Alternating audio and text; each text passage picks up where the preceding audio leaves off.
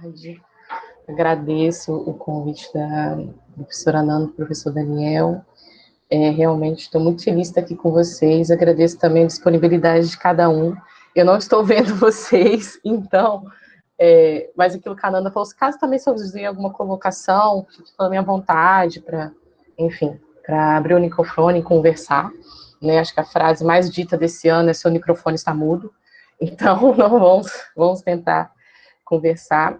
Enfim, agradeço realmente esse convite. Hoje a gente vai conversar um pouquinho sobre esse meu projeto de mestrado, né, que eu concluí agora em abril desse ano, que eu desenvolvi nesses últimos 2 anos, e na qual eu tive orientação da professora Almerinda, né, uma pena que, não sei se todo mundo conhece, a professora Almerinda, eu fui orientanda dela, né, durante esse tempo, e uma pena que ela não pôde estar aqui presente hoje, mas quem não conhece deve conhecer, e realmente foi uma honra ser orientadora, perdão, orientanda dela, e eu aprendi muito, e ela foi uma pessoa incrível, muito generosa, e ela me pôde partilhar um pouco, né, comigo desse universo da arte postal. Se tem alguma pessoa que entende realmente de arte postal, essa pessoa é a Almeida. Pois bem, eu pensei, como a Nanda falou, da gente conversar nesses 3 blocos, né, um pouco falando sobre essa questão da minha formação, né, porque a minha formação vai ser, eu acho que vai ficar muito, talvez no começo, ai meu Deus, essa menina só fala dela, mas é uma questão porque, pelo fato de eu ter feito museologia, direciona o meu olhar de uma forma, né, então eu pensei da gente conversar um pouco sobre isso, depois conversar sobre arte postal e conversar sobre essa coleção que eu estudei, né, a coleção da 16ª Bienal de São Paulo, de arte postal de 1981. Pois bem, quando eu pensei, na verdade, eu sou, como a Ananda falou, eu sou museóloga, eu formei na UFOP já tem um tempinho, 2014, e acho que, eu não estou vendo as carinhas de vocês, mas talvez é comum alguém não saber que existe museologia, ou falar assim, mas meu Deus, o que é isso? Comum também, eu não sabia, até quando eu fui fazer o vestibular.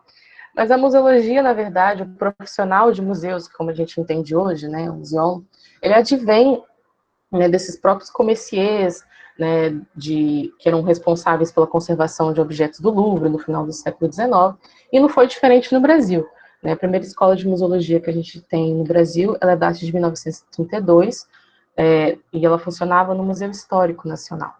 Né, e ela também surgiu a partir de uma demanda desse museu, né, não similar, não diferente do que da outra forma, né, como se desenvolveu esse profissional. Ele, na época, o Museu Histórico Nacional, quando ele foi aberto em 1922, ele já propunha, no seu regimento interno, a criação de um curso que desse conta nesses novos equipamentos culturais que estavam sendo desenvolvidos naquele tempo, né, que seria a Biblioteca Nacional, o Arquivo Público e o próprio Museu Nacional. E assim surgiu o curso de museus, focado muito nessa questão de responder essa demanda. Né, e essa demanda, na maioria dos casos, seria uma demanda técnica dessa conservação, né, dessa documentação, dessa proteção institucional desse museu que estava se formando naquele tempo. E ele funcionou lá durante anos, né, depois teve a faculdade na UFBA em 69 e teve o boom de curso de museologia com o Reúne nos anos 2000. Né, e nesse boom teve o curso da Universidade Federal de Ouro Preto, que na qual eu entrei em 2019 e formei em 2014. E eu observei, durante a minha formação, que um distanciamento, né, das disciplinas que discutem essa questão da documentação, a questão da preservação, com questões do contemporâneo, ou seja, com poéticas do contemporâneo. Isso talvez pelo fato de eu ter estudado numa escola incrível, pelo sinal, mas eu estudei em Ouro Preto, enfim, ter ficado mais nessa questão da arte sacra, pela própria grade curricular, mas, entretanto, eu notava esse distanciamento, né? E isso acabou se intensificando também na minha trajetória profissional e começou, na verdade, com um curso que eu fui fazer de curadoria, e a curadora, ela soltou uma frase, assim, que eu achei fortíssima. Eu falei assim, meu Deus. Ela falou assim, o museólogo talvez só serve para limpar acervo. Eu fiquei pensando nisso, aí ela me provocou em relação, mas como é que você vai dar conta de uma museologia que opera tanto, querendo essa preservação imortalizada desse objeto, com uma coisa transitória, como uma performance? Aí eu parei e falei assim, nossa, realmente, eu nunca pensei nisso. Aí eu pensei, por que não, né, por um estudo acadêmico, de mestrado, colocar em diálogo, né, a museologia com a arte. Apesar de sempre estar em um diálogo, né, porque a museologia, enquanto disciplina científica, ela é situada nas ciências humanas e sociais, pelo CAPES, com fronteiras com demais áreas, como a arte, como a ciência da informação, por exemplo, como a história. Enfim, e eu pensei em linkar esses dois temas, né? E como é muito comum nos projetos de mestrado, pelo menos da minha turma, muitos estavam centrados em estudar um artista específico, ou um movimento específico, e eu pensei em tornar epicentro dessa minha discussão uma coleção específica, né, para poder fazer essa ponte, fazer essa análise a partir de uma coleção, né, que é essa coleção da 16ª Bienal de Arte Postal, que hoje ela se encontra no Centro Cultural São Paulo, né, que depois a gente vai conversar um pouquinho sobre essa trajetória dessa coleção. E durante esse tempo que eu falei, tô fazendo um apanhado geral, tá, gente? Bem geral mesmo. Durante esse tempo, nesse desenvolvimento dos museus e da museologia, né, que a gente já tem a museologia consolidada no Brasil quase, né, 90 anos, muito se discutiu sobre o objeto de estudo da museologia, né? Durante um tempo, se acreditava que os objetos detinham, né, esse potencial, que deveriam ser conservados, enfim, musealizados, só que no desdobramento contemporâneo, e foi por aí que eu construí a forma que eu construí a minha pesquisa, que um possível objeto de estudo da museologia seria o que a gente chama de musealização, né? Musealização, nada mais, nada menos, que seria várias etapas que almejam como se fosse a vida útil desse objeto dentro de uma coleção. E quando a gente fala em musealização, ela sempre tem essa ideia de realocar, revalorizar, mas nem sempre mudar isso no sentido de lugar, mas sempre no sentido simbólico, né, desses objetos.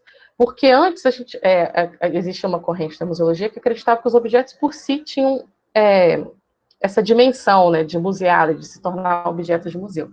Só que, na verdade, quem atribui essa dimensão é o próprio processo de musealização, o próprio olhar de quem conduz e dá aquela dimensão para esse objeto, a potencialidade de ser, a possibilidade, né, de ser preservado. E a musealização, ela pode se estabelecer tanto como uma estratégia de preservação, tanto como conjunto de processos, né, como eu disse, que abarcam toda essa vida útil desse objeto. Esses processos que seriam o de pesquisa, o de documentação, o de conservação, o de exposição, o educativo, enfim, tudo que envolve essa vida útil, como havia dito, desse objeto. E não necessariamente dentro do museu também, né? Essa musealização ela pode ocorrer em diferentes instituições que atuam nessa premissa, né, de salvaguardar acervos, de preservar acervos, como o Centro Cultural, por exemplo, né, que o meu estudo de caso ele estava dentro de um centro cultural, na qual o Centro Cultural São Paulo ele tinha essa premissa, né, de conservar acervos de diversas tipologias, né, não só de arte postal, enfim, de diversas tipologias. E nesse sentido, eu pensei em trabalhar com arte postal. E dentro dessas diversas poéticas, né, que afrontam essa postura retilínea dos museus, né, que focados nessa permanência da matéria, nessa materialidade do objeto, eu pensei em trabalhar com a arte postal. Por que a arte postal? Porque a arte postal, apesar de um subproduto, né, que a gente vai ver que ela pode nos dar um produto material, físico, né, bidimensional, ou até tridimensional, na verdade, ela propõe, na verdade, ela põe em xeque diversos parâmetros, né, que são enraizados dentro dos parâmetros de musealização e da museologia. Por quê? Porque ela acaba com essa questão da autoria coletiva, da autoria única, né, ela traz diversas problemáticas, porque ela foca nessa questão, não, em vez da permanência, essa questão da transitorialidade, e tudo isso vai em diálogo, vai em xeque com esses padrões do que eu havia visto, né, durante a minha graduação e na minha vida profissional também. Então, por isso que eu tentei linkar esses dois campos, né, a partir de uma problemática, né, que eu elaborei, que seria de que maneira, né, as etapas de musealização se veem desafiadas diante da pluralidade de suportes, de linguagens, de técnicas da arte contemporânea e arte postal, né. Seria mais ou menos isso. Alguém tem alguma dúvida?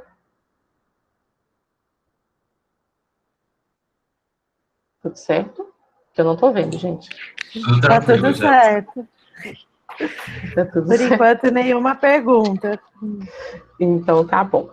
Então, a partir desse sentido, eu quis trabalhar, né, estudar essas dissonâncias recorrentes, né, da musealização da arte contemporânea, cuja proposta envolve essa impermanência dessa matéria.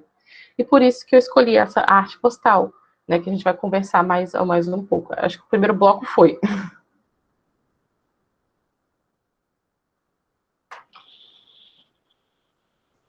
Eu acho que esse primeiro bloco, ele é um pouco um resumo, um resumão, né? Aborda-se aí, você traz muitas questões para a gente, né? A partir da sua perspectiva, da sua trajetória, mas que cada fala sua poderia vir, cada, né, parágrafo poderia virar um tema de uma outra palestra, né? Acho que tem muitas interessantes, mas eu acho que a gente pode passar para o outro se ninguém tiver perguntas, por enquanto não. Alguém quer? E daí a gente... Eu só queria comentar rapidamente, ressaltar, né, esse gesto museológico, né, que a Jéssica apresentou, né, que é um gesto assim bem interessante de se pensar como até constituinte do que a gente entende como arte, essa ideia de que algo, um objeto cultural, ele vai ocupar, nem sempre fisicamente, né, como ela diz, mas sempre simbolicamente, um lugar específico, né, que a gente está colocando determinados objetos numa situação que é diferente de outros objetos. Isso é extremamente relevante quando a gente pensa em arte contemporânea, porque a arte contemporânea assume diversas materialidades e formas de acontecimento que se misturam com outras coisas que não são arte, né? Ou não são feitas com propósito, né? Não é que não são, mas são colocadas com esse propósito. Perfeito. Vamos seguir, então? Alguém tem alguma consideração? A gente tem uma pergunta do Igor, Jéssica. Ele está perguntando se você pode falar um pouco mais sobre a atuação da museologia atual em espaços independentes autônomos. Nossa, Igor. Bom, a museologia, na verdade, ela não necessariamente ela é ligada, né, o profissional de museus, ele não necessariamente ele tem que ser ligado diretamente a um museu formalmente constituído, né? Você tem várias possibilidades de trabalho, né, tanto na dimensão, assim, mais tradicional, de você focar na documentação, na preservação, mas, enfim, você pode atuar com curadoria, educativo, gestão, lei de incentivo, tem várias possibilidades. Mas sobre essa questão de projetos autônomos, espaços autônomos. Espaços autônomos, então, eu acho que é uma possibilidade. Eu estou tentando lembrar aqui, talvez se eu conheça alguma pessoa próxima de mim para te dar algum exemplo. Mas agora acho que não está me vindo na mente, assim. Só que é, sim, uma possibilidade, e a museologia, na verdade, ela se desenvolveu muito, né? Hoje a gente tem esse entendimento, talvez muita gente entende a museologia como ela é um pouco enraizada em algumas questões, sim, né? Mas mas em outras não, né? A gente tem essa dimensão, a gente está pensando o museu para além, né, dessa pedra educal enfim, para realmente propor, né, problemáticas, enfim. Então, ela se transformou muito em relação a essa dimensão também social, que é muito importante. Isso já tem uma corrente que discute muito desde a década de 70 para frente, né, do potencial também dos museus enquanto espaços fomentadores da educação formal e contribuindo para a educação não formal, no caso. Enfim, várias questões. Não sei se eu te respondi. Quando você falou estava pensando, tentando lembrar um exemplo, né? Eu fiquei lembrando para trazer para algo bem próximo do Em Parede, que Sim. você até escreveu um texto sobre isso, né? Que não se caracteriza ali, né, como espaço museológico, né? É justamente um espaço que acho que é como o Igor está pensando, né? Para quem não conhece o Em Parede, depois fica a sugestão que tem um texto de um evento que a Ivana Belchior, que é a criadora e participou de um evento do Naves, e daí a gente fez um relato, a Jéssica e a Lília, o Igor já pôs o link, e também temos um vídeo de entrevista com a Ivana, que ela fala mais sobre esse espaço. E eu acho que tem uma coisa ali implícita do próprio desejo dela de, quando eu leio aqui o que está nos seus slides, né, de valoração, salvaguarda e comunicação de bens artísticos e culturais, eu vejo ali uma relação. Claro. A Margarete pediu inscrição. Passo a palavra para ela, ou você quer comentar um pouco sobre o Em Parede? Não, eu vou falar uma questão. Hoje, o ICOM, né, que é o Instituto, o Conselho, né, de Museus, o Mundial, enfim, ele está se discutindo ainda, né, está em aberto essa definição de museus. Na verdade, está tendo uma discussão para realmente abarcar outros locais, né, outras possibilidades, outras potencialidades. Então, esse conceito formalmente constituído do que seria um museu, ser aberto ao público, sem fins lucrativos, tendo a guarda de uma coleção, enfim, ele está sendo discutido, né? Isso está ocorrendo agora, nesse ano, essa discussão. Pode falar. Não, eu ia ao encontro do que você falou, Jéssica, sobre essa questão de repensar esses espaços museais, né? Pensando também nesses museus abertos, por exemplo, quando a gente tem um evento como o evento da Serra, o Origrafes, de grafite, e aquilo ali se torna um espaço mesmo de estudo, de observação, de análise. Então, assim, eu acho que vem uma perspectiva contemporânea também da gente repensar essa concepção. Lógico que a gente nunca vai desconstruir aquilo que é próprio do museu, mas, assim, repensar essa perspectiva também de museu aberto e de outros espaços que são potentes, né?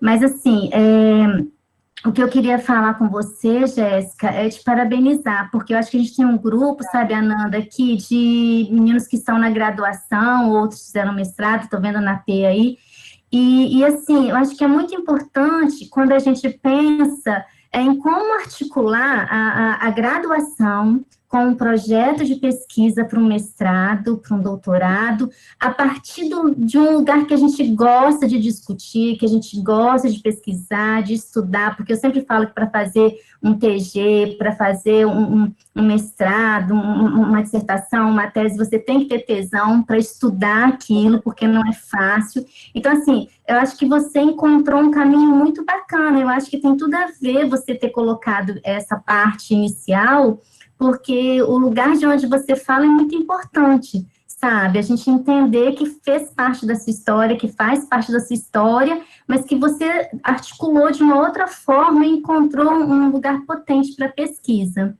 E fora que eu sou orientadora, foi minha professora também, né? Então, assim, a gente sabe o potencial. Então, assim, só para parabenizar, porque eu acho que tem muitos estudantes aqui que às vezes ficam nessa angústia de encontrar, e assim, eu vejo que como é importante falar sobre aquilo que você gosta, sabe? E encontrar caminhos para isso. Então, era mais um elogio e também para os meninos aí que estão nessa busca de se encontrar, né, na pesquisa. É isso, obrigada. Obrigada, Margarete, muito obrigada. Mas só complementando o que você falou sobre museus, o museu, igual, tem até está escrito aqui no slide, nem sempre a musealização ela vai operar mudando uma coisa de local, né, de lugar. No caso de um sítio arqueológico, por exemplo, no caso de um ecomuseu, né, no caso de um parque natural, isso também se configura como um museu dito tradicional, até nesses termos, né, que estão sendo discutidos agora. Então, essa potencialidade de você atribuir processos, né, dessa musealização, ela não se limita apenas a esse museu institucional como a gente tem ideia, né? Ela abarca também diversas outras tipologias que se enquadram que seria um museu. E eu agradeço muito também, Margarete, muito obrigada. E sobre quem está pensando, na época que eu fiz o meu TCC, eu fiz até em educação, e era uma coisa que me motivava muito. Então, quando eu fui propor realmente para o mestrado, eu pensei, por que, né, não botar em diálogo, sendo que me dá prazer de fazer. E a minha pesquisa, eu fui muito em arquivo, então ela teve uma pesquisa documental, né, uma pesquisa histórica. Então, é a paixão da minha vida. Então, realmente eu fiquei muito feliz, né? Tem gente que sofre muito no mestrado. Claro que a gente faz um drama, né, gente? Mas foi um período muito bom, né? Eu tive orientação no Merinda, que foi incrível para mim. Então, foi um período muito bom, assim, de poder desenvolver uma coisa que eu tenho, né, essa afinidade muito grande.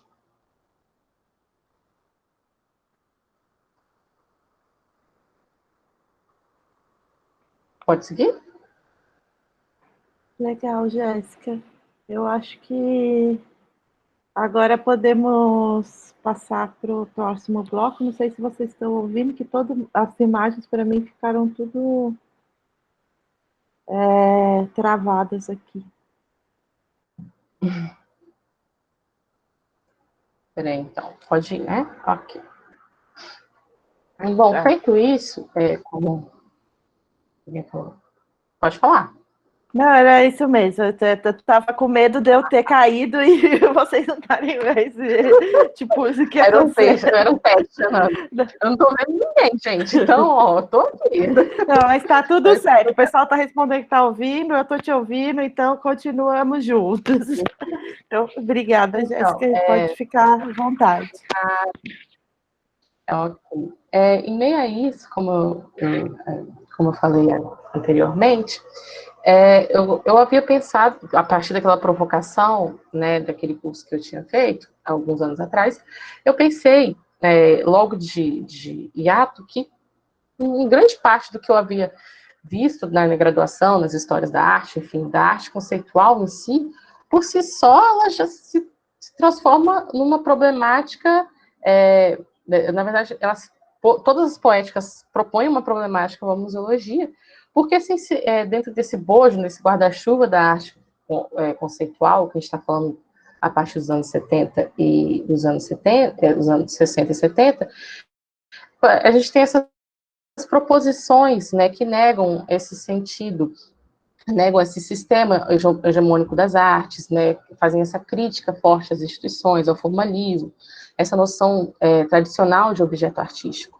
e sempre pensando questionar esses limites da estrutura da pintura e da escultura, que isso também já havia acontecido também em alguns projetos, em algumas vanguardas históricas. E, em linhas gerais, a arte postal ela vai dialogar fortemente, né, porque ela está dentro dessa matriz da arte conceitual, como um processo, ela surge, na verdade, como um processo alternativo e marginal, em meio a diversas poéticas conceituais, que resistem a esse sistema de institucionalização de museus, de galerias, de centros culturais, por exemplo, em geral. E é muito usual que a gente coloque a formação, né, o pontapé inicial da arte postal nos anos 60. Entretanto, algumas vanguardas artísticas, como o próprio Dada, o futurismo, já utilizavam desse embrião do postal para fazer esse questionamento, né, desse sistema artístico, né? E ela passa pelo pop art e ela ganha realmente, vamos dizer assim, mais adeptos durante os anos 70 e partir dos anos 60 e principalmente nos anos 70 e nos anos 80 ainda mais, né? Ela já vai se fazer presente mais em circuitos tradicionais, né? Ela já é mais absorvida pelo mercado já nos anos 80. Então, de certa forma, como a gente pode ver, a arte postal se torna um instrumento, em uma época, nos anos 60, como um instrumento comunicacional e de redução de fronteiras. Porque quando a gente está falando desses anos 60, a gente está falando principalmente na América Latina, a gente está falando de um período que a comunicação era cada vez mais laborosa, cada vez mais complicada, né? E a arte estava cada vez mais focada a essa questão, cada vez mais focada, comprometida com o mercado, né? A gente está falando de uma América Latina, em grande parte, submetida a regimes ditatoriais, e a arte postal se transforma como uma ferramenta antiburguesa, antissistêmica, né? E anticomercial. E também essa mesma linguagem, né, da arte postal também é muito presente no leste europeu, que tinha essas peculiaridades, essas similaridades com o nosso contexto, né, da América Latina. Então, esses dois polos se formaram e ficaram muito atuantes, né? E sendo assim, a arte postal, ela se transforma como uma ferramenta comunicacional e como uma ferramenta de denúncia, né, de oposição política, né?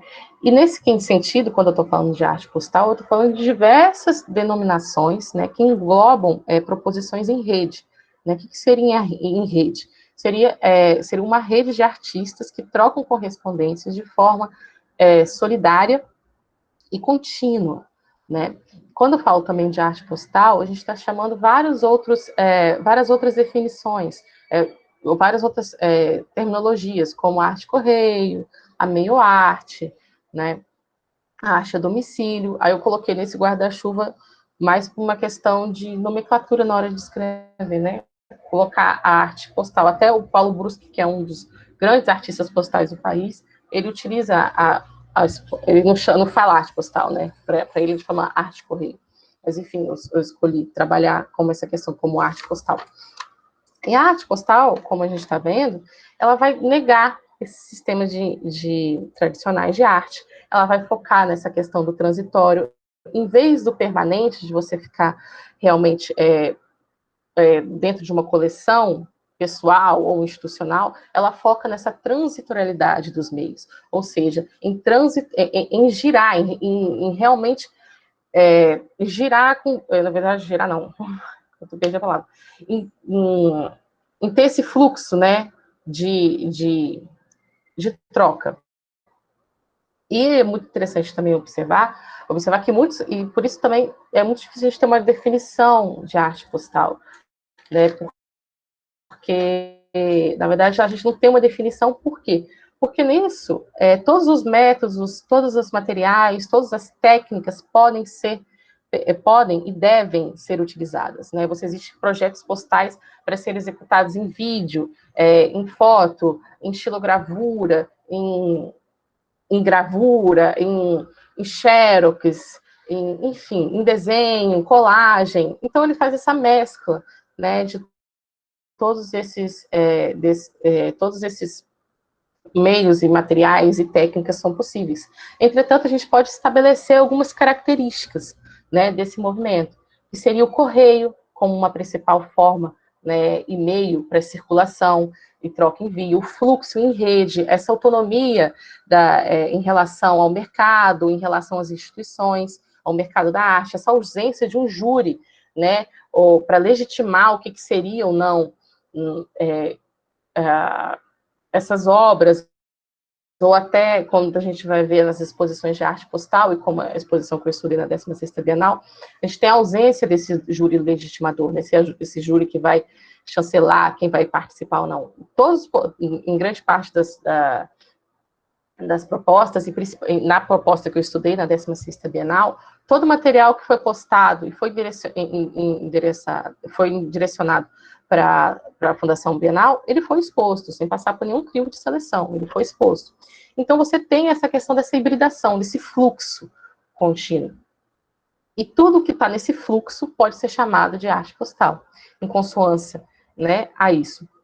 E nisso a gente tem esse sentido, né, dessa negação desse objeto tradicional, né, da arte, e ele se torna cada vez mais efêmero, cada vez mais reproducível, né? Grande parte eram xerox, grandes propostas, na verdade, os artistas mandavam para outra pessoa, falando, responda e devolva, ou circule, enfim, até ele fala que, o Paulo Brusco, ele tem até essa frase, que os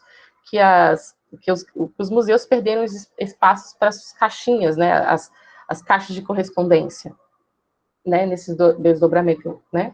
É interessante também observar, como eu havia dito, que a arte postal, ela tem esse fluxo, né, que era feito através do correio. O correio hoje, né, até não ser privatizado, ele é um órgão do governo federal, e na época, também, óbvio, né, e muitas dessas propostas criticavam esse regime imposto, né, pelo governo, circulando uma forma de ironia, de afronta pelo próprio órgão governamental, né, que era o Correio. Então, tinha essa ironia presente, né, e também se transformou muito numa ferramenta política, de contestação, né, como muitas outras vertentes do conceitualismo, né, não diferente na arte postal.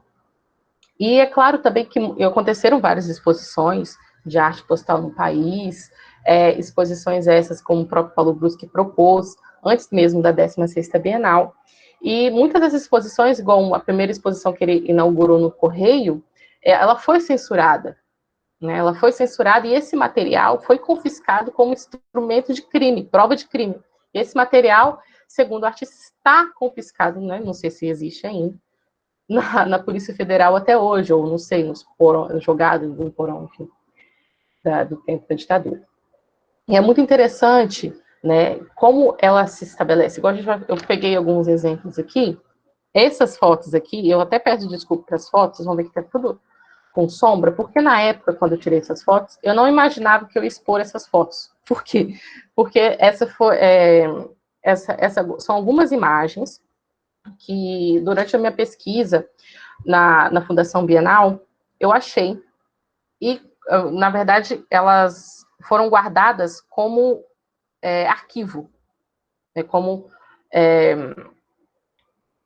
objeto de arquivo, enfim, coisas relacionadas a arquivos, junto com, tá lá, algumas, essas que eu achei foi direcionadas a correspondências ao Zanini, né? Então, eram realmente cartas, enfim. Então, a gente tem essa hibridação, né? Como esse objeto, que seria simplesmente, a gente olha, né? Olhando assim, parece apenas um envelope. Mas não, a gente tem essa intervenção. Né? Você tem o selo, você tem a colagem. Então, isso é muito comum. Eu acho que...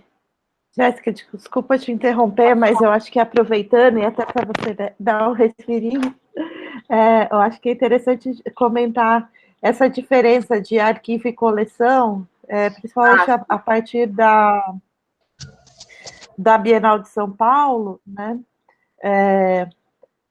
A princípio, né, a Bienal, ela não tem uma coleção, porque a Bienal de São Paulo é uma exposição que acontece a cada 2 anos, em geral, né?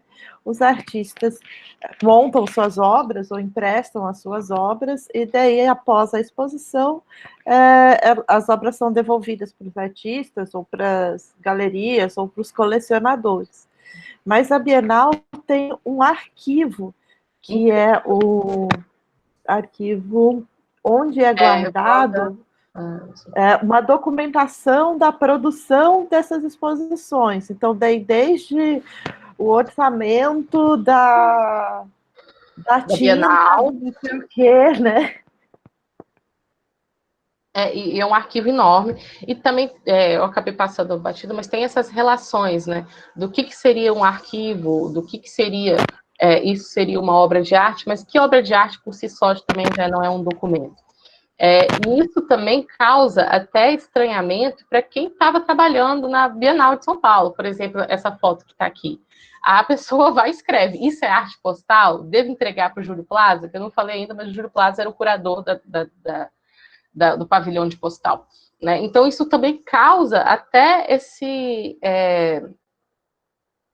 questionamento das pessoas que estão conduzindo esse processo, né, que estavam trabalhando na época da Bienal. Mas isso é arte postal? Eu devo entregar para ele ou devo guardar isso dentro do acervo aqui, dentro do arquivo, né? Então, a gente tem essas relações, né, dessas fronteiras que a arte postal propõe, do que seria visto como arquivo, do que seria visto como documento, o que seria visto como arte, mas ao mesmo tempo a gente tem esse questionamento, né, que obra por si só já não é um documento, né? Só que é interessante observar que isso, teoricamente, ele ficou meio que perdido lá. Aí, a partir do momento que eu fui procurando, né, era mais, eu lembro que eu estava procurando outra coisa, eu nem lembro que eu estava procurando, mas não era isso. Mas simplesmente eu falei assim, nossa, isso é ótimo, né, ainda veio pronto, ainda veio escrito, isso é arte postal, devo entregar o Júlio Plaza, eu achei incrível, eu disse, meu Deus, ótimo. Enfim, então, eu achei vários postais durante essa pesquisa. Isso realmente também dá esse questionamento, né? Será que se isso fosse um esboço, pensei, né? Será que se fosse um esboço de alguma pintura, enfim, será que isso estaria guardado no meio de atas, de requerimento, enfim, de tipologias arquivísticas? Será que isso realmente estava dentro de um museu, né? Então, só um pouco também para a gente observar também como é que eles misturam, né, essa tipologia, como é que eles misturam esses materiais, essas técnicas, então não tem uma coisa definida. E vale lembrar também, quando eu falo de postal, não necessariamente é um postal como a gente conhece, né, no formato postal. Uns mandavam papéis enormes, mas sempre tinha que limitar, sempre tinha aquela, né, a arte postal é democrática, mas não é tão democrática assim, porque ela tem, pelo correio, né, não aceitar tantas proposições diferentes, né? Enfim, na época isso causava várias situações engraçadas, enfim, por propostas, né, irreverentes de artistas.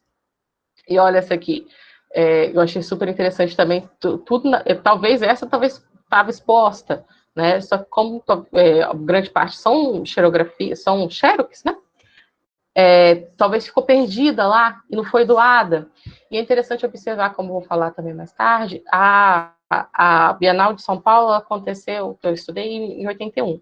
Até em 83, a Bienal continuou recebendo material, né? Grande parte foi essa questão desse fluxo contínuo. Ela continuou recebendo esse material, que depois foi doado, que a gente vai falar um pouquinho depois. Aí seria isso, acho que eu falei tudo, não sei. Vou falar Volta também. Um pouquinho naquela carta da chamada, Jéssica, por favor. Essa aí é a próxima. Não é essa. Você ia falar sobre isso, fala, depois eu comento. Não, depois eu falo. Enfim, é interessante também falar, igual eu falei, que claro que existiram algumas exposições de arte anterior à 16ª Bienal, que aqueceu esse cenário, né, para fazer a maior mostra do Brasil de arte, sediar um maior pavilhão, tanto de quantidade, tanto de metragem, específico para a arte postal. Né? A gente tem que falar também da atuação do Walter Zanini, que o Walter Zanini ele vai ser curador da 16ª Bienal, que a gente vai falar um pouquinho mais tarde, só que um pouco antes, né, sobre a atuação dele no MAC USP, que ele abriu o MAC USP para essas novas poéticas artísticas, e dentre elas a arte postal, mas como a performance, a videoarte, enfim, diversas. E nesse período de tempo que ele atuou no MAC USP, que foram anos, né, foram anos, uns 20 anos, por aí, que acho que eu esqueci, a Ananda deve saber de cabeça, mas mais ou menos isso, ele propôs algumas exposições com a poética, né, com a arte postal, né, em exposição, mas também ele propôs exposições específicas para arte postal, né, e isso vai aquecer essa vontade dele em propor, na 16ª Bienal de São Paulo, um pavilhão específico para poética, né, para tanto que ele convida, né, como havia dito, um artista postal, que era o Júlio Plaza, que já havia trabalhado com ele em outras exposições no MAC-USP, já havia exposto, enfim, conhecidos aí de longa data, e era um artista atuante na rede postal, para propor a curadoria específica, né, desse pavilhão. Pode falar, Nanda, se está alguma dúvida. Não, eu ia pedir para você voltar na imagem que tem a chamada. Acho que o cara não deve estar para frente ou para trás. Sim, essa chamada, é que eu ia falar agora. Ah, tá, você ainda vai falar nela. Então tá, desculpa. Então não vou comentar nada. Não, tudo mas bem, eu acho que, só comentando também, além de todas as justificativas que a gente já falou, quando a gente quis convidar a Jéssica para abrir, né, nosso retorno aos encontros, tem uma coisa sobre essa temática da arte postal, que a gente tem pensado muito na situação atual de isolamento e precariedade para as exposições de arte, né? Muito tem se falado, não é a gente, né? Eu, Jéssica, Daniel, Igor, que só estamos falando sobre isso, tem muitos outros curadores, artistas, pesquisadores, retomando nesses últimos meses a discussão sobre a arte postal, sobre a possibilidades de rede, as possibilidades de circulação do efêmero, né? E é interessante pensar, desculpa, que a arte postal, ela propõe essa facilidade de se comunicar, né? E também de você atingir uma grande parcela, muitas pessoas, anteriormente o desenrolar da internet, né? Você conseguia chegar a várias pessoas, né? Anteriormente isso, através da proposta, né? Da arte postal, é muito interessante. E Augusto Teóricos falam que o desdobramento da arte postal hoje se dá na internet, por que não, né? E tem uma coisa que era muito... eu acho que tem 2 pontos que sempre me chamam a atenção quando eu falo de arte postal. Uma quando a gente fala desse efêmero, é até um certo... Não estou lembrando a palavra que eu queria falar, então eu vou usar a palavra desapego, entre aspas. Né? Um certo desapego do artista, porque ele enviava o seu trabalho pelo correio sem saber direito se ia chegar mesmo, quanto tempo ia demorar, como ia ser exibido. Claro. Então, ao mesmo tempo tinha um desapego, né, tinha uma confiança na rede, e sempre um desejo de fortalecimento. Eu acho muito legal que, assim, os poucos catálogos que a gente encontra, como o da Bienal, mas também já vi de uma exposição que o Gilberto Prado organizou também, os materiais gráficos que são feitos, as pessoas sempre faziam a lista de endereços. Bem que divulga o endereço de todo mundo para o pessoal continuar trocando. Né? Isso, para a troca, justamente. Realmente, né, esse fluxo, né, que eles chamam que na arte postal a gente chama de rede. Pessoal, alguém gostaria de fazer alguma pergunta, comentário? Pode se inscrever ou abrir o microfone.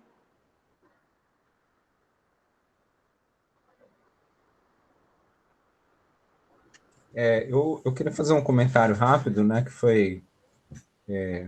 a Nanda lembrou e a Jéssica confirmou, né, esses links vinculações entre arte postal e o que veio depois, né? De certo modo, assim, eu acho que a prática, né, de arte postal, vira e mexe, ela ainda aparece em alguns lugares, né? Mas eu tenho uma impressão, né? É um comentário que acaba um pouco influenciado, de certo modo, né, pelo aquilo que eu faço, mas não é de modo nenhum um tecnodeterminismo, né? Porque é uma coincidência, talvez, né? No sentido de que a internet facilitou várias ações que antes eram mais complicadas sem ela, né? E aí talvez alguns artistas aí migram, né, do papel para o eletrônico, né? Quer dizer, não é uma migração assim, agora existe a internet e não é assim, né? Na verdade, é uma migração gradual que ela vinha acontecendo, inclusive pelos próprios artistas da arte postal, né, que trabalhavam com outras materialidades, com outros circuitos, né, de distribuição, né? Porque o postal ele tem ali uma lógica de distribuição que os artistas testavam com outras coisas também, com aparelhos de fax, com aparelhos de circuitos de televisão, circuitos de rádio, enfim, né? São várias maneiras de pensar, né, essa possibilidade. Claro que cada material, cada canal, né, para usar uma linguagem bem da mídia, assim, né, cada canal ele comporta um tipo de mensagem, né? Então, aquilo que cabe no papel, na arte postal, é diferente daquilo que poderia ser realizado a partir de uma rede de emissão por rádio ou televisão, né? Por exemplo, né? Então, um comentário assim que me chama a atenção, né? Nesse sentido que a década de 90 que é caracterizado pela internet, ao mesmo tempo parece que a arte postal deixa de ser tão interessante, mas tem muita gente produzindo ainda, né? Sim. Sim. Não, tem muita gente produzindo ainda, só que realmente é interessante, né? Eu acho que o advento da internet acabou diminuindo, mas tem mas tem muita coisa ainda para ser pesquisada, sabe, Daniel? Em arquivos, né, de artista, o próprio arquivo do Paulo Bruschi, o próprio arquivo do Dinilson Júnior, que hoje foi recentemente doado para o Centro Cultural São Paulo. Então tem muita coisa ainda que precisa ser vista, né, que precisa ser estudada. Então eu acho que é um campo, apesar de que vamos dizer, não está tão usual hoje em dia, mas para pesquisa ele é um campo riquíssimo, sabe? Te dá muitas possibilidades, né, de você analisar. Então tem muita coleção ainda, né? Tem muito arquivo ainda que precisa ser visto, né? Precisa ser estudado. Então, quem está pensando em fazer mestrado tem muita possibilidade, né? Para poder estudar pelo menos uma coisa que eu gosto muito, né? De poder estudar essa questão, né? Estudar coleções, enfim. Então tem muita coleção ainda disposta, né? Tá disponível, não tão disponível assim, escondida para alguém olhar e poder contar, né? Essa parte. Porque a arte postal, como eu falei, ela ficou, né, durante muito tempo fora desses canais oficiais, né, de arte. A partir dos anos 80 que o mercado começou realmente como tudo na vida, né, vira mercadoria, tudo na vida vira mercadoria, não foi diferente com a arte postal. Um tempo, nos anos 80, ela teve mais adesão, né, desses circuitos tradicionais de arte. Mas anteriormente, realmente, ela circulou, e ela tinha, né, essa proposta underground, de realmente circular fora desses canais, né, oficiais. Mais alguma dúvida? Eu posso? Vamos conversar, gente. Vocês estão aí? Eu não estou vendo. Posso? Por favor. Oi, Jéssica, gente, boa tarde. Eu vou pedir desculpa porque eu estava dando aula, cheguei depois da aula, então talvez, perdi uma parte, mas por conhecer um pouco da pesquisa, eu acho que talvez eu consiga ainda pegar o bonde andando. Eu queria entender, Jéssica, pensando por esse teu a tua formação na museologia e esse teu conhecimento que permite a gente até pensar a tua pesquisa não necessariamente só focada na arte postal, mas nessa questão do processo de musealização mesmo, que outros enfrentamentos tu relaciona que a museologia tem hoje diante da arte contemporânea, e aí pensando até no aspecto de comunicação, eu queria saber se existe um olhar para o que tem sido produzido nas redes sociais, e que acho que vira uma outra forma de comunicação e de passar mensagem, e o quanto que a museologia está disposta a se abrir para outras perspectivas, porque acho que é uma área, né, que o processo de catalogação, ele segue uma formatação que tem sido desafiada pela arte contemporânea. Então, eu queria entender se existe esse olhar e o quanto que essa perspectiva aparece dentro do teu estudo ou não de outros estudiosos do campo da museologia. Então, na verdade, quando eu tentei fazer o mestrado, eu achei poucos teóricos, né, que discutiam isso, no sentido, tem a Cristina Freire, que ela propõe muito discutir essa problemática da arte contemporânea no sentido da arte contemporânea dentro dos museus, porque ela ficou anos como na gestão, né, do MAC USP. Existe também muita gente da UNB que trabalha com temas bem interessantes em relação a isso. O meu próprio membro da banca externa, que chama Emerson Dionísio, ele tem várias pesquisas, e uma dessas pesquisas que ele desenvolve seria da dificuldade de catalogar, de musealizar a performance, por exemplo. E sobre esse desafio das poéticas contemporâneas, não é só a arte postal, ainda a arte postal, ela por si só, ela te dá um produto ali, a gente está vendo, né, aquilo, pegando na mão, né, mas como a performance, a arte tecnologia, por exemplo, linkando com isso que você falou, talvez, de um pouco da internet, essas obras são confeccionadas com um material X, um software X, que com o tempo ela vai ficar obsoleto. E como é que você vai fazer para tornar isso duradouro, né? Como é que você vai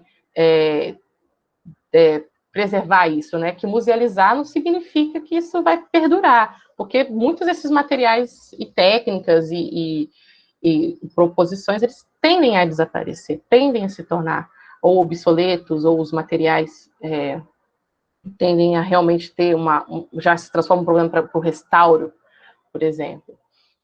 Também tem a Gisele Belgman, que ela também trabalha um pouco sobre essa questão da arte-tecnologia, e foi mais ou menos foi por aí que eu fui me guiando, assim. Só que realmente não é um campo que está sendo muito discutido. Claro que tem algumas discussões pontuais, mas eu acho realmente que a museologia precisa de olhar isso. Eu, Jéssica, né, gente? Quem sou eu na fila do pão? Mas eu acho que realmente a museologia precisa de ter um olhar, né, mais atento por essa questão. Porque as problemáticas existem, né? Talvez, não sei quem está participando, mas pode ter alguém que trabalha em museu, pode também falar algum relato, talvez.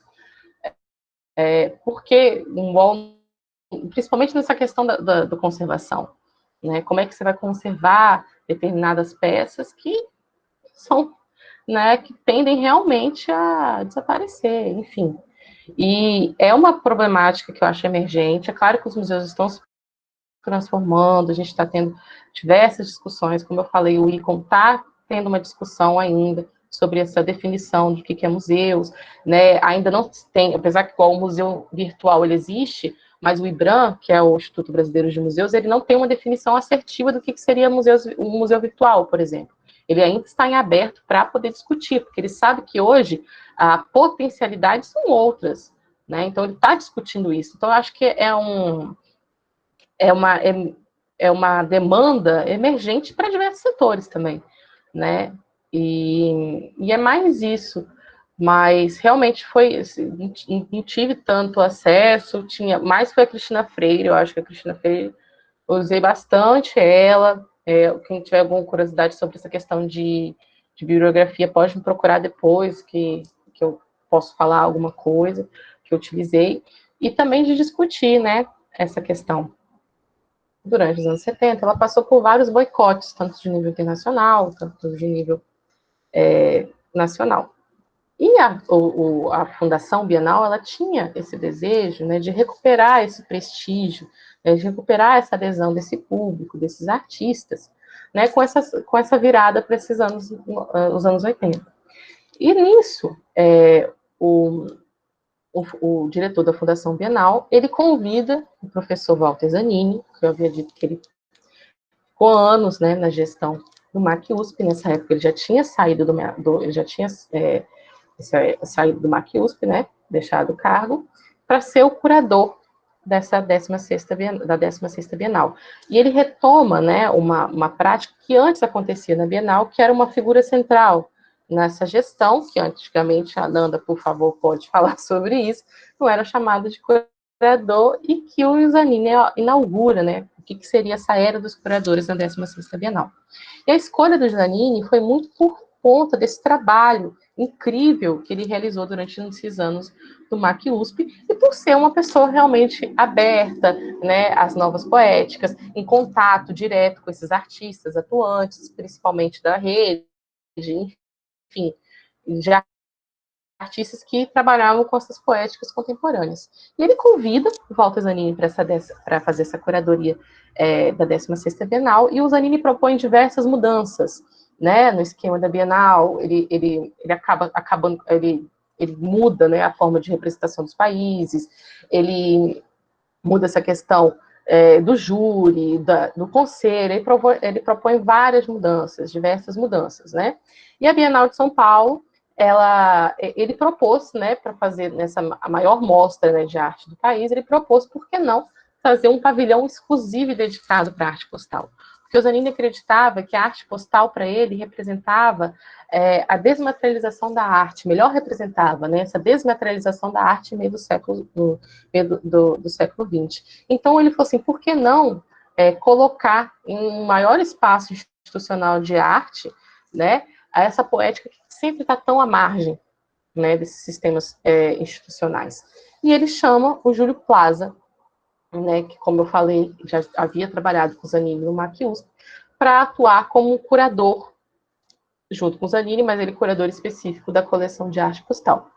Então, eles começam a bolar, na verdade, eles formulam essa convocatória, que a gente está vendo aqui nessa imagem, né, essa convocatória é aberta, ele quebra com essa questão de júri, de seleção, não vai ter júri. Todas as obras que foram enviadas, endereçadas à Fundação Bienal, né, o pavilhão da Bienal, todas não vão passar, nenhuma vai passar por um crivo de seleção, todas vão ser expostas, né? Então, ele faz essa convocatória aberta, e ele recebe cerca, né, estima que ele recebe cerca de 8.000 obras. E quando eu falo obras, eu estou falando obras que podem ser compostas por outras partes, né? Vamos supor, essa obra única, só que ela tem a parte X e Y. Então, era um quantitativo muito grande, igual a gente pode observar nessa imagem. Então, ele tomou o maior espaço geográfico, né, de metragem da Bienal, e com esse grande, com todas essas obras. E essas obras, como elas iam chegando, iam ser expostas diretamente. Então, elas não passaram também por uma questão, vamos dizer assim, uma expografia, né, não era realmente pregar diretamente na parede, né. Isso também pode ocasionar diversas perdas, por exemplo, né, como a gente pode observar que está bem realmente pregado diretamente na parede, ou em pranchas. Esse material ele foi chegando, isso foi sendo exposto durante toda a Bienal, e ok, acabou a Bienal. Esse material, ele ficou sem um destino certo, né, como a gente sabe, como a Nanda até falou, a Bienal, que é quem faz quem propõe, né, as Bienais de São Paulo, é dirigida pela Fundação Bienal, ela não é um local, ela não é uma instituição de guarda, de acervo, né? Aquilo que a Nanda falou, as obras vêm e são devolvidas. E grande parte dessa coleção, ela foi direcionada para ficar na Bienal. Alguns artistas que durante a pesquisa eu achei, né, quando eu fiz a pesquisa no arquivo da Bienal, alguns pedidos de devolução, algumas pessoas conseguiram suas obras de volta, outras pessoas não conseguiram porque muitas acabaram se decompondo, enfim, ele até cita assim numa carta, o público acabou cedeu demais, enfim, se empolgou demais e acabou rasgando sua obra. E muita coisa ele acabou perdendo também, né? Por ser um quantitativo muito grande, a forma coloquial de dispor essas obras diretamente. Esse material ele ficou sem um destino certo e ele permaneceu nas dependências da Fundação Bienal até 1984. A Bienal aconteceu em 81 e, como eu falei, esse material continuou, né? O Zanini ele continuou recebendo, mesmo quando ele saiu, né, da gestão, da curadoria, né, da Bienal, da 16ª Bienal, e ele fez também a 17ª Bienal, esse material continuou a chegar. E é interessante também observar que muitas dessas obras eram direcionadas, né, diretamente a ele. Então, teve muita essa importância da presença do Zanini na rede postal, né? Então, os artistas direcionavam diretamente a ele, ao Zanini. Muitos iam direto para o MAC USP, porque acreditavam que ele estava lá ainda no MAC USP, que eu também pude achar. Eu achei algumas na minha pesquisa também. E esse material ele ficou sem um destino certo, e o Zanini sabia que a Fundação Bienal não realizava guarda, né? Não tinha como fazer a guarda desse espaço. E ele começa a pensar para onde ele ia transferir esse espaço. Prontamente ele pensa no MAC USP, que foi o local onde ele atuou durante anos, e ele escreve uma correspondência. Acho que eu botei, não. Acho que não. Não botei, não. Ele escreve uma correspondência para a época para o diretor do MAC USP, falando do desejo de ele transferir esse material para o MAC USP. Só que quando ele faz essa carta, ele coloca algumas exigências, né? As exigências seriam o quê? Que a instituição que abrigasse esse material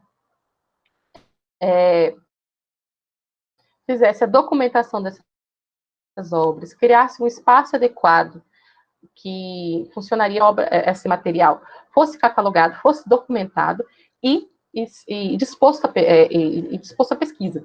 E o diretor do MAC USP, prontamente ele responde, ele fala que realmente ele tem interesse de receber as obras, só que o quantitativo, né, de mais de 8, estima-se 8.000 obras. Por que eu falo estima-se? Porque não existiu, o que a gente vai ver, nunca, nem a Fundação Bienal, nem o Centro Cultural São Paulo, que recebeu essas obras depois, realizou um arrolamento quantitativo dessas obras. Ninguém. Então, a gente fala, se estima-se baseado nas correspondências que eu achei, né? Tinha um lugar, o Zanini falou 5.500, noutra correspondência ele falou 7.000 e pouco, em duas correspondências ele falou 8.000. Então, eu fui no 8.000. Mais ou menos foi mais ou menos isso que eu fiz. Porque não tinha não tinha essa precisão, né? E também por ser um quantitativo muito, né? Um volume muito grande. E ele recebe essa resposta e voltando, né? Aí o diretor do MAC USP fala assim que sim, ele tem interesse de receber essas obras, só que ele não pode, ele vai ver o que ele pode fazer para arcar com essas, né, com esses pré-requisitos que o Zanini elenca, né? Porque na época o MAC USP ele funcionava dentro do lado da Fundação Bienal, no prédio, né? Ele funcionava ali numa sede provisória, ele não tinha uma sede fixa, então ele passava por problemas no seu próprio acervo, né, de preservação, enfim, de espaço, e também questões orçamentárias, né, que infelizmente estamos aí até hoje e muita coisa não mudou, né, para os museus. Enfim, ele oferece isso e espera. E aí depois disso, esse diretor, ele acaba saindo do MAC USP. Aí entra que era o Wolfgang. Aí entra a Araci Amaral, e ele realmente cobra uma resposta. Isso já tinha passado um ano, já, quase 2 anos. Ele cobra assim, a Araci, esse escreve, né, que ele havia feito, o antigo diretor tinha demonstrado interesse, chegou até mostrar um local que ia ficar as obras, só que nada, não foi efetivada essa doação. E o Zanini fala que ele já tinha até respondido para os artistas que perguntaram que esse material ia ser doado para o MAC USP, porque o MAC USP tinha despertado tinha dado essa resposta positiva para ele. Aí a Araci reitera essas dificuldades, né, do MAC-USP em receber essas obras, por questões orçamentárias, enfim, de espaço, né, a mesma coisa que funcionava ainda na sede provisória, e ela faz uma contrapartida para o Zanini, fala assim, Zanini, eu não consigo receber esse material dessas 8.000 peças dentro do museu, mas eu posso fazer essa microfilmagem, né, a digitalização, mais ou menos, né, na época. Aí o Zanini, ele fica realmente, ele acha uma ofensa, ele fala assim, de jeito e maneira, como é que você vai propor você entrar, você querer a guarda dessas obras apenas microfilmada, isso não existe. Ele fala até, ele chega na correspondência e fala assim, se trata de originais, é até engraçado ele falar originais, que tudo era xerox, né? Se trata de originais, como é que você pode me oferecer isso? Não aceito a sua proposta. E é interessante até observar como o MAC-USP ele foi responsável, né, de falar, olha, Zanini, a coleção é incrível, só que a gente não consegue dar conta desse material, eu te ofereço isso. E hoje, quando eu fui fazer a pesquisa, igual a gente vai ver, se talvez, né, se tivesse aceito essa empreitada do MAC-USP, muita coisa a gente estaria aí disponível para pesquisa. Né? Aí essa coleção, ela volta, ela continua no pavilhão da Bienal, até que o Zanini, ele faz essa oferta, né? Na verdade, o Zanini sai, né, ele não é mais vinculado à Fundação Bienal. O diretor da Fundação Bienal, na época, manda uma carta para o Centro Cultural São Paulo. O Centro Cultural São Paulo era um centro cultural que foi inaugurado em 82, em maio de 82, então tinha pouco tempo, a gente está em 84, que eu estou falando, e oferece, né, porque, na época, quem fazia a gestão da divisão de acervo, que cuidava de acervo do Centro Cultural São Paulo, era o Gabriel Borba. E o Gabriel Borba era um artista atuante na rede postal e amigo do Zanini, havia trabalhado com o Zanini várias vezes. E o Zanini fala assim, Gabriel Borba, eu tenho certeza que você vai cuidar muito bem desse material, que você é um artista que realmente entende a poética, você sabe da responsabilidade e da potencialidade desse acervo, eu estou direcionando esse acervo diretamente em você. Né? Então tem isso também, que quando ele pensa nessa doação, ele pensa muito nessa doação pela presença do Borba, né? Então uma doação que talvez é muito comum em museus, né, em centros culturais, pela presença substancial de uma pessoa, né, que a gente esquece que somos efêmeros também, de certa forma, não vai para sempre estar lá. Né? Então o Gabriel Borba, ele responde o Zanini e fala, sim, a gente aceita a sua doação, e o Zanini também coloca essas mesmas exigências, que criasse um espaço adequado para preservação, para pesquisa, essas obras, enfim, documentadas, papapá. Aí o Borba aceita, e esse material ele é doado, né, em 84. Isso quando ele é transferido para a Fundação, logo quando ele é transferido para o Centro Cultural São Paulo, o Gabriel Borba, ele cria um escritório, uma divisão chamada Escritório de Arte Postal. Era um escritório que funcionava numa sala pequenininha, de 70 metros quadrados, e tinha o objetivo de promover, né, a poética em rede, a arte postal. Né? Então, essa coleção ficava acondicionada em mapotecas nesse espaço, e até esse escritório ele propôs outras exposições da poética, né, propôs também uma exibição desse próprio material logo depois que foi doado, propôs também rodas de conversa com o próprio o Júlio Plaza, enfim, sobre a arte postal, e ficou lá. Só que, entretanto, nesse momento de doação, eu não consegui localizar um termo oficial de doação, eu só consegui localizar um recibo, né, redigido pelo Borba, atestando esse recebimento dessa coleção, e colocando que os vídeos, por exemplo, né, que também tinha no pavilhão de postal propostas em vídeo, não foram doados, esses vídeos foram transferidos para outro artista, que tinha uma copiadora, que, enfim, essa copiadora ela sofreu um incêndio e perdeu esses vídeos, né, antes mesmo da doação.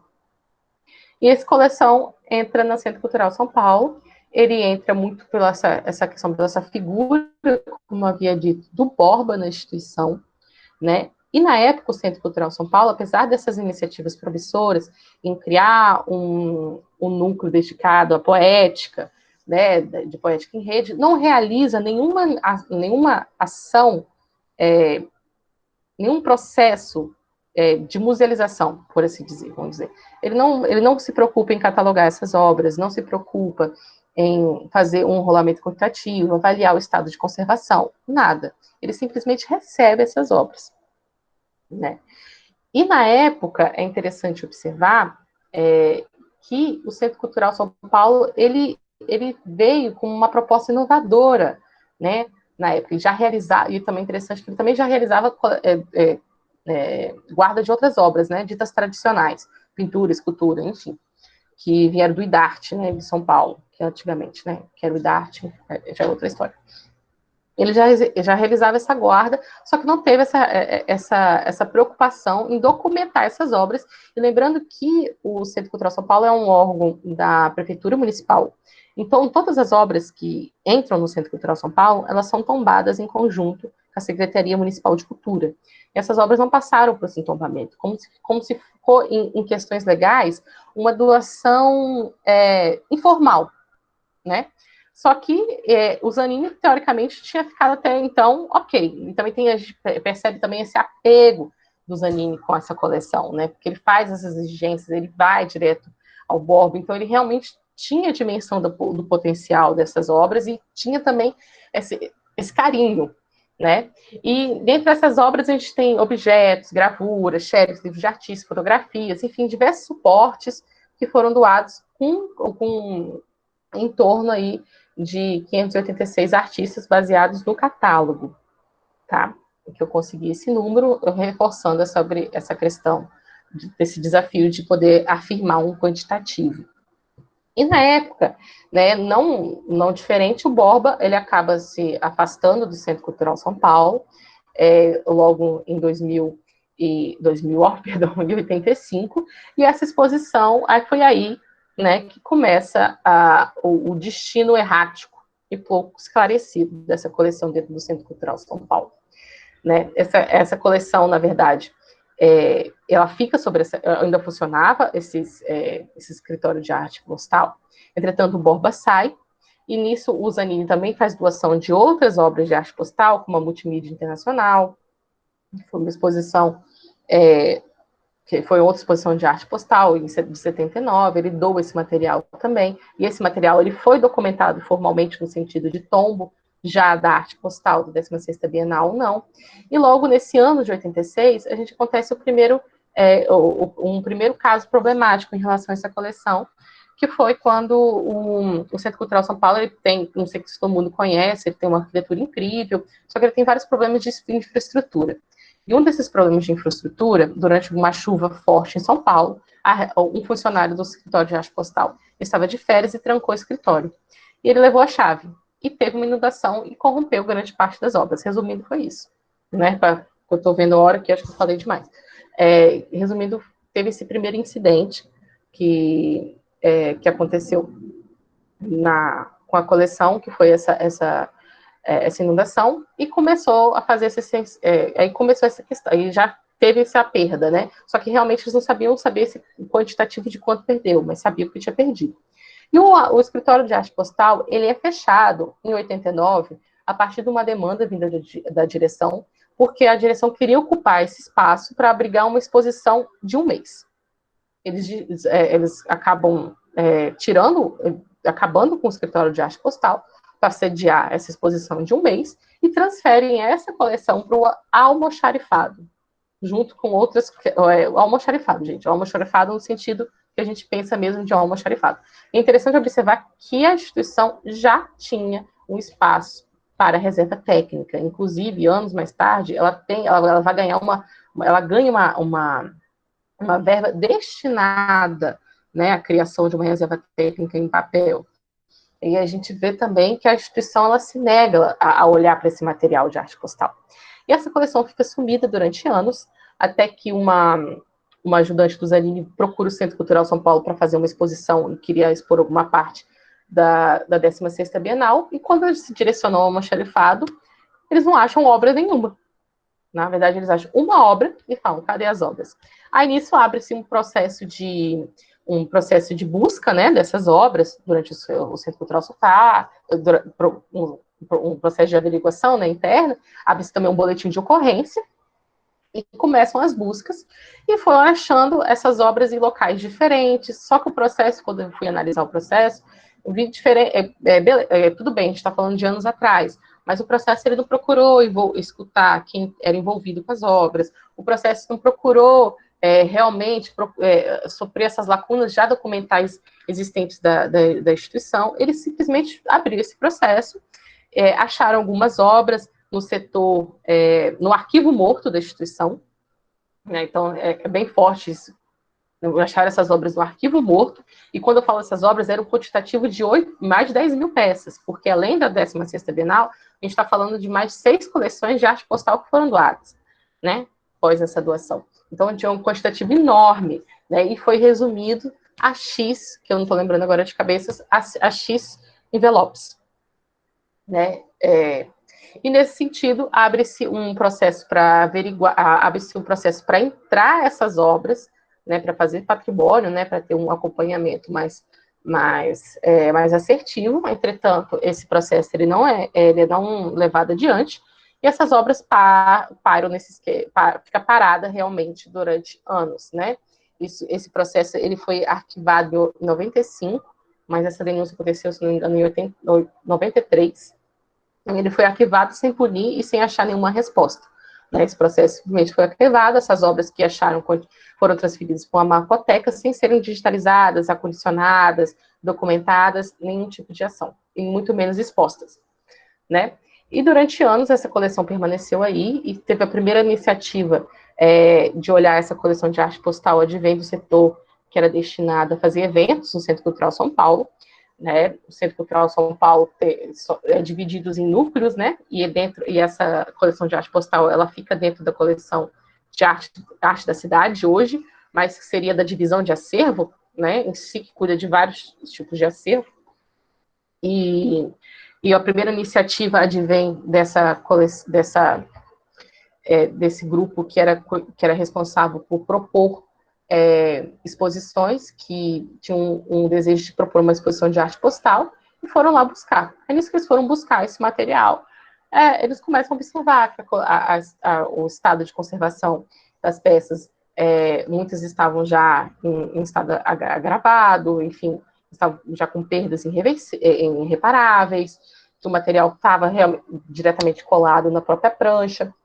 Eles começam a fazer uma organização, né? Na verdade, eles começam a conhecer esse acervo, porque o Centro Cultural em si, as pessoas não tinham esse conhecimento, sabia o que aconteceu, mas não tinha essa dimensão do que era, né? O que era o quê. Aí, até quando eu fui analisar o relatório, eles excluem 2 coleções, na verdade, talvez eles não identificam essas coleções, mas essas coleções existem, né?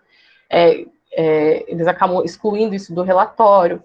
Enfim, tem essas primeiras atividades que são pontuais, com o objetivo de fazer essa exposição. Essa exposição acontece, e esse material ele só foi separado, ele não foi documentado, ele não foi acondicionado, nenhum tipo de forma sistêmica, né, de documentação ocorreu nesse material. Esse material volta para esse mesmo local.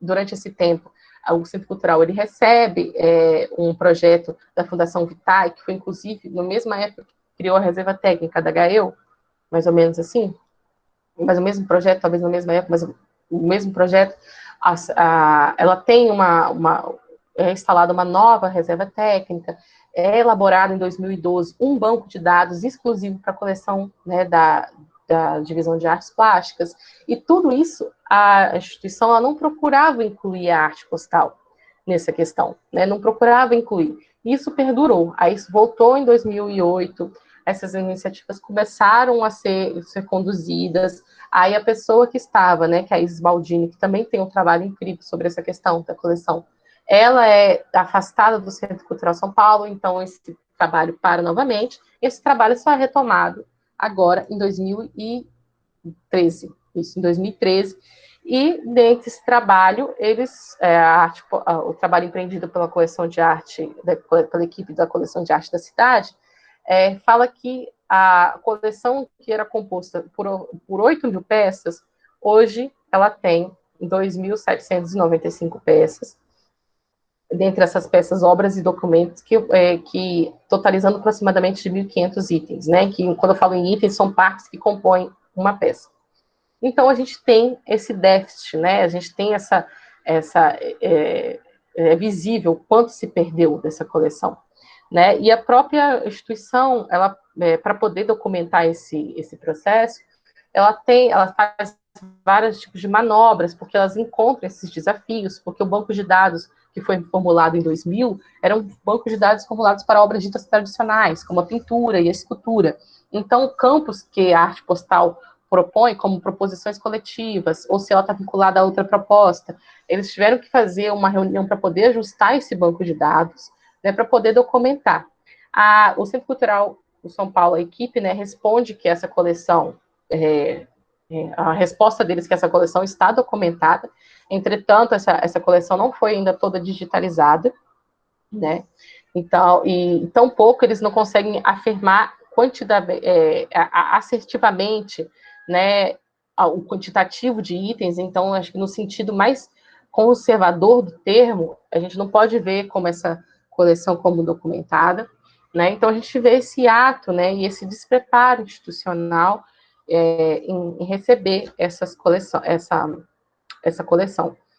Eu acho que eu falei muito, enfim. Aí, e também outra questão, que eles subdividem essa categoria arte postal, né? Igual eu falei, obras e documentos, né? Eles colocam uma categoria arte postal e subdivide a arte postal do que eles olham que para eles seriam documentos e o que para eles olham e identificam como obra. Então, ele subdivide, né, a proposição. Então, fica muito, eu achei também muito peculiar, né, mas talvez, claro que facilita, né, a manutenção da informação, enfim, só que você tem essa divisão que realmente acho que dá uma cisão e fomenta, né, para o não entendimento da arte postal como um objeto artístico, enfim, mais ou menos isso, acho que eu falei muito, tem esse quantitativo, né, essa coleção hoje, como eu falo, outras coleções de arte postal que o Centro Cultural tem e de guarda, ele não fez ainda essa catalogação dessas peças, né, a documentação das outras peças. Uma coleção específica, né, que é a Multimídia Internacional, o Centro Cultural São Paulo não sabe dizer, informar o que aconteceu com essa coleção, porque eles desconhecem o surgimento, o destino dessa coleção, né, do Multimídia Internacional, dentro do Centro Cultural São Paulo. E foi isso, e a gente cai nessa dicotomia, né, de como preservar essas obras, como documentar essas obras, ou se a gente tem muito sobre essa questão dessa suspensão de troca, desse potencial de troca da arte postal, quando ele é retirado desses circuitos, né, e passado no circuito institucional, como dos museus, só que, ao mesmo tempo, a gente cai nessa questão que é muito importante da gente pensar. É claro que a gente tem que pensar essas problemáticas, né, inerentes do campo da museologia. Só que a preservação, né, a musealização se torna um caminho, né, possível para viabilizar estudos como eu fiz, né? Se uma coleção que ela está devidamente musealizada, você viabiliza o trabalho de historiadores, os trabalhadores do historiador da arte, enfim, de diversos pesquisadores que pautam, né, as suas pesquisas em coleções de museu, né? Então, tem essa dualidade, apesar de ser problemática, talvez a suspensão de troca dessas potências de rede, ela é uma ferramenta que viabiliza narrar, né, essa história, da gente poder estudar isso. Então, tem esses dois lados. Eu acho que é mais ou menos isso, gente.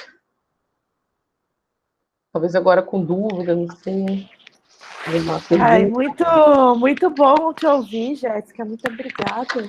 Eu acho que se você quiser agora parar de compartilhar a tela para você ver a gente. Eu quero ver você. Eu não tô vendo. Peraí. Foi, parou? Ai, para mim ainda não, mas a tela está travada. Deixa eu ver.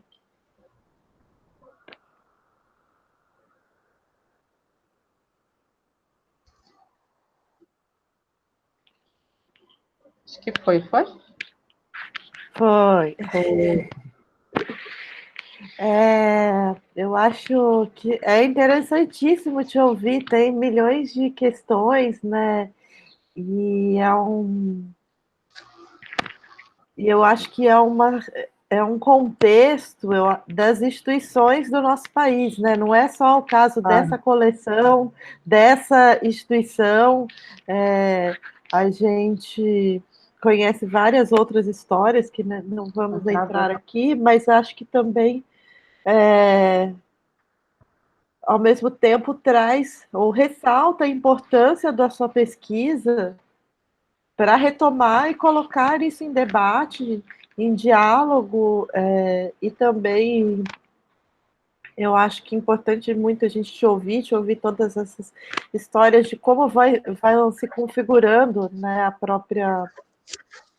própria instituição ou a coleção que anda para lá, os jogos de poder, os jogos de interesse, e daí traz questionamentos para a gente. Não, com certeza. Sobre sistemas da arte, enfim, muito mais coisas, né? Na verdade, no começo, claro que fica irrefutável, né? Tipo assim, o deturpamento da instituição em relação à salvaguarda. Só que, ao mesmo tempo, a instituição se propôs, né? Outra instituição deu para trás, não vou pegar. Aí a instituição, sim, eu vou pegar, eu vou tentar preservar isso. Então, tem esse lado, assim, né?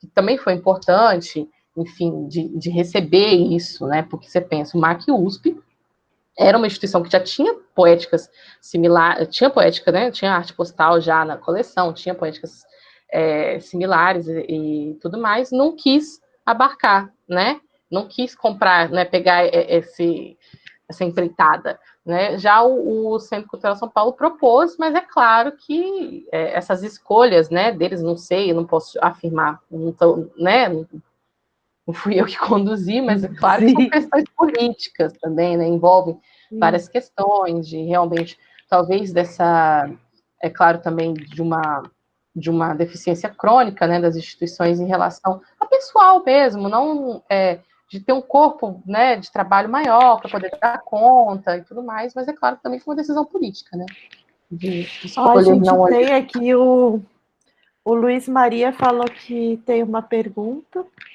Por favor. Pode falar, Luiz. Não, obrigado, Jéssica, pela apresentação, foi ótimo, muito legal mesmo, a pesquisa. E quando foi indo para o final, você se atentou, né, essa questão da educação, né, do papel de pesquisa, né, que isso tem, que todo esse trabalho tem, né, e que eu achei muito interessante. E logo no começo, você falou sobre esse processo de musealização, né, enfim, que está em todo esse processo da arte, enfim. Eu queria saber se você poderia falar mais um pouquinho sobre isso, assim, porque para mim, pelo menos, é uma categoria nova, assim, que eu estou aprendendo, assim, através dos encontros, através de textos e tal, e que queria pedir para você explorar mais um pouco isso, e linkando um pouquinho com a educação, assim, se possível. Sim, então, o processo de musealização, a grosso modo, seria um processo que abarca toda essa vida útil desse objeto numa coleção, tanto de museu ou tanto de centro cultural, seria que abarca essa vida institucional dessa obra dentro de uma coleção. E esses processos que eu falo, quando eu falo de processo de musealização, são um processo de aquisição, como essa obra foi adquirida, esse processo de documentação dessa obra, esse processo de conservação dessa peça, o processo de exposição desse material, o processo educativo também abarca nessa questão da musealização, enfim, todo esse processo. Na minha pesquisa, eu foquei mais nessa questão da documentação, porque eu falei assim, essa coleção não fez nem a primeira etapa, vamos supor um exemplo, a mais básica, né, de você saber o que você tem, se pá, que sala vai fazer um projeto educativo, por exemplo, né? E até peguei depois, quando eu fiz a pesquisa, eu perguntei quantas vezes esse material foi exposto, se teve, eles tiveram um quantitativo, igual, nesses anos de registro, é claro que aconteceu, né? Deve ter acontecido várias exposições, mas não tinha também esse registro, né, gente? Mas eu até visitei um setor lá específico de documentação institucional, de folder, essas coisas assim, e eu achei algumas exposições, só que você não podia afirmar o certo, né, quem estava, só estava assim, exposição de arte postal, mas qual? Mas não tinha essa preocupação também de registrar. Só que o processo de musealização também abarca essa questão desse processo educativo, enfim. E lembrando, igual eu falei, ela não necessariamente ela tenciona tirar uma coisa do lugar, mas sempre ressignificar esse objeto, né? Botar outro olhar em cima desse objeto, né? Como eu havia dito, isso pode acontecer em sítios arqueológicos, pode acontecer em objetos físicos, né? Mas também pode acontecer, por exemplo, na cultura imaterial, por exemplo, igual o próprio Museu da Língua Portuguesa. Ele trabalha, mas ele tem um museu sem ter um acervo físico, né? O acervo dele seria a língua portuguesa. Então, é uma forma, né? Então, eu percebi esse desafio em relação, por isso que eu foquei nessa questão da documentação. E lembrando também que a documentação, como tudo na vida, gente, a documentação, o que é documentação? No sentido da palavra mesmo, né? Documentação é uma questão jurídica também, primordial, né? Então, como é que você vai ter uma instituição que não faz uma prévia documentação mais simples que seja um termo formal de doação? É realmente complicado, né? E outra coisa que eu acabei esquecendo, esse material ainda está sendo tombado pela Prefeitura Municipal, a Secretaria Municipal, né, de São Paulo. Ele não foi concluído ainda não, ele está em processo, né? Só que a resposta da instituição que ele está concluído, aí aos meus olhos não, enfim. Acabou de responder, não sei. Não, respondeu sim. Muito obrigado. Obrigada. E eu acho que é importante voltar e ressaltar que esse contexto não é específico do Centro Cultural. A maioria das instituições são assim. Jéssica, a Gilca mandou uma mensagem aqui no chat. Muito boa, eu vou ler. Muito boa a sua pesquisa, Jéssica. Quero poder ler teu trabalho assim que possível. Para quem também se interessar, a dissertação da Jéssica está disponível, né, no site da pós-graduação. E daí a Gilca comenta que uma questão que ocorre, que ela ficou pensando, é que o fato do MACUSP já ter um acervo de arte postal pode ter pesado na negativa para o Zanini. Não, uma pergunta que ela está aí pensando. Pode ser, mas eu acho que o MACUSP ele foi muito mais responsável por lidar com o acervo de arte contemporânea, né? Por ser já ele nasceu com esse intuito de ter um acervo de arte contemporânea, né? Apesar que ele nasceu não necessariamente com um acervo de arte contemporânea.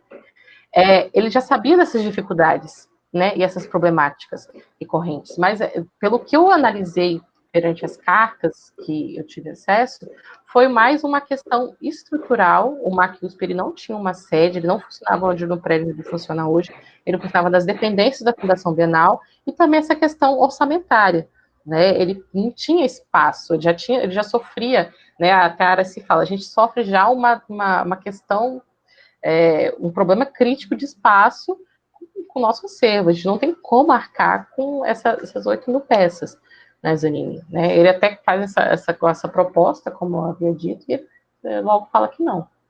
Mas, eu não sei, mas realmente, o MACUSP, ele tem, né, um acervo assim, de arte postal, bastante coisa. De exposições antigas também.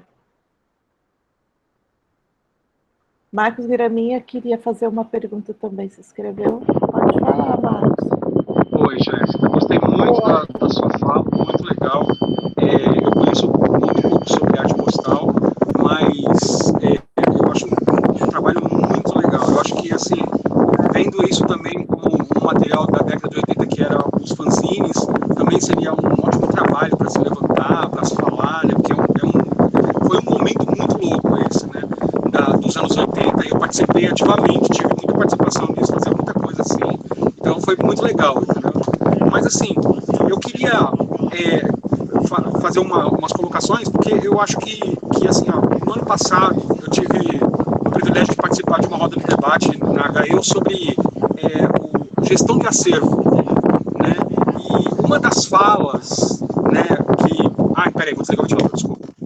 Uma das falas nesse trabalho, né, era que, assim, seria interessante a gente ter museus focados em assuntos que são pertinentes para a sociedade, sei lá, falar, por exemplo, né, vou dar um exemplo, talvez um museu para falar do negro, um museu para falar da mulher, e aí, na verdade, eu fico perguntando, será que, de repente, a gente, ao direcionar tanto para um assunto, a gente não vai acabar jogando no lixo um trabalho como esse tipo, entendeu, de arte postal, que talvez não seja interessante para debater, porque talvez não converse com nenhum desses museus? Então, eu fico curioso de pensar assim, o que é que vai interessar os museus? Será que só vai interessar mesmo assuntos que são que falem, eu não sei o termo que usar, talvez porque senão vou ser muito rigoroso, eu acho que eu não quero ser assim, mas será que daí a gente não vai direcionar demais e acabar jogando fora, ou acabar ignorando, ou acabar não guardando história de coisas que também são importantes, que são as outras manifestações gerais da sociedade? É complexo, Graminha, porque que acontece? Quando você escolhe preservar, você está escolhendo. Então, toda escolha por si é um ato que você vai escolher outra coisa, enfim, em detrimento a outra. Então, até o processo de musealização, enfim, que você escolhe institucionalizar e acervar, é um jogo de escolha, que você vai escolher quem você vai viabilizar e quem você não vai, né? Quem você vai garantir estar presente na história e quem você não vai, mas tudo depende também do que o museu propõe, né? Qual é a missão, enfim, o que o museu propõe, o que o museu quer, o que o museu tem como missão, né? Mas eu sou uma pessoa que eu olho um pouco sobre essas pautas hoje que os museus estão defendendo, o MASP, a Pinacoteca, com um pouco de receio. Por quê? Eu não sei até quando, isso sou eu falando, né? Eu não sei até quando essas pautas são puramente para suprir uma demanda crítica, né? Para tentar fechar essa lacuna em relação dessas pautas relacionadas à mulher, por exemplo, enfim, a mulher na história da arte, ou pautas puramente da moda do momento, né? Aí eu até penso assim, quantas isso reverberou realmente na política de aquisição do acervo? O acervo, ele está com um projeto de receber mais artistas negros, ele está com um projeto de acervar mais artistas mulheres? Não sei, porque eu não sei, mas eu sempre olho isso, mas é claro que é uma iniciativa que, já que a gente não tinha nenhuma, é válida também. Mas, como tudo na vida, a gente tem que dar, né, olhar, assim, enfim, ter, né, esse cuidado ao olhar.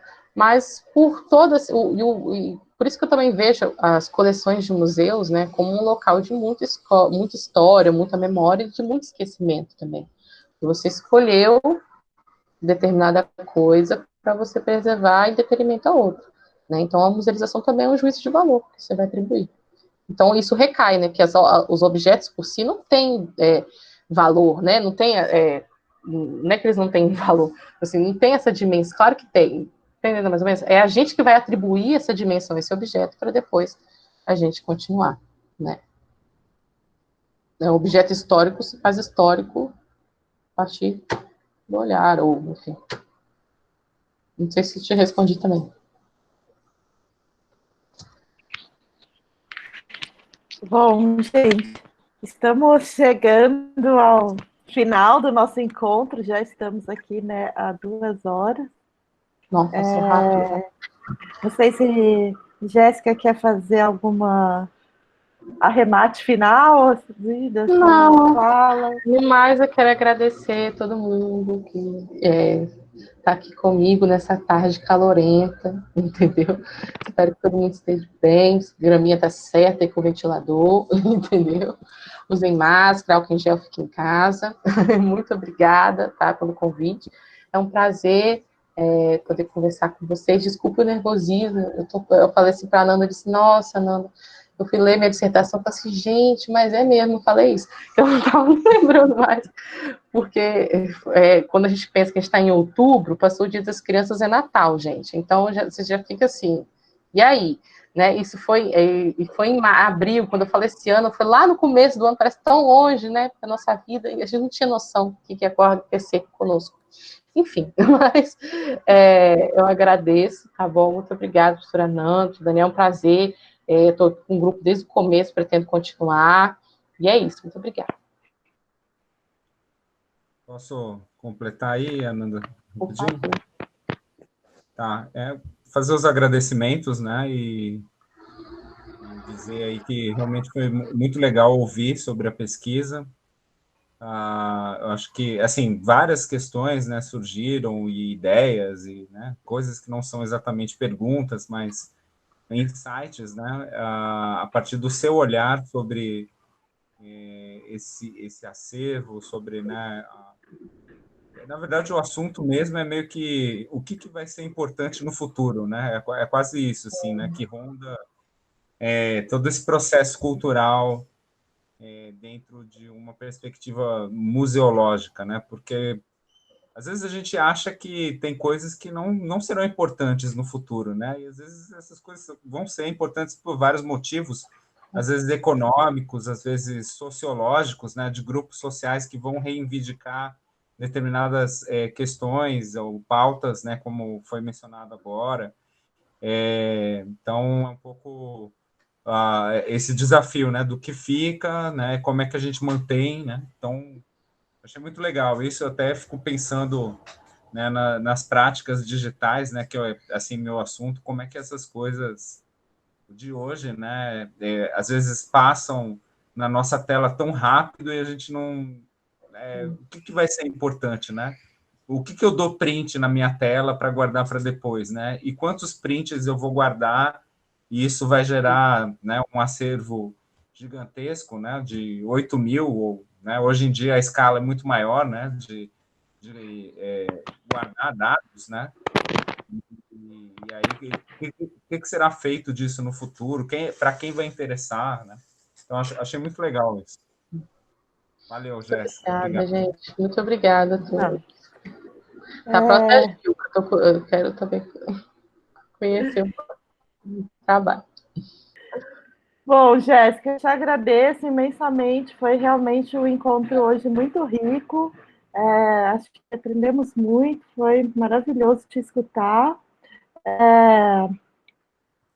E Igor está deixando aqui uma mensagem, né? Que a gente tem um grupo no WhatsApp. Se alguém quiser participar dos diálogos de uma maneira mais contínua, pensar outras possibilidades de trabalho junto com o grupo para além dos encontros, né? E vocês podem se manifestar, né? E daí também queria já convidá-los para o nosso próximo encontro, que acontece daqui a 2 semanas, dia 21. E daí a nossa convidada será a Inês Capovilla, para falar sobre fotografia e mediação na arte. Eu acho que pode vir aí uma boa continuidade sobre todas essas coisas que a gente começou falando hoje, sobre registro, documentação, enfim. E, enfim, a gente manda a divulgação para quem veio hoje, a gente manda por e-mail também, e fiquem atentos às nossas redes, que vamos também produzindo outras coisas.